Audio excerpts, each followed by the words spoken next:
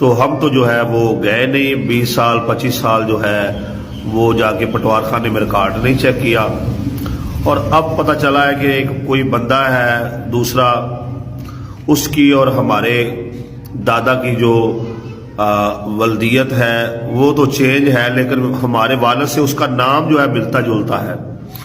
تو رقبہ جو ہے اس کے نام کر کے آگے سیل بھی کر دیا گیا ہے۔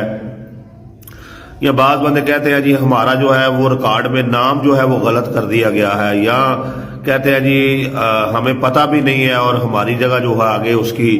کوئی جعلی رجسٹری کر دی گئی ہے، کوئی جعلی انتقال کر دیا گیا ہے۔ تو ان سارے مسائل کا حل یہ ہے کہ آپ 2 4 6 ماہ بعد جو ہے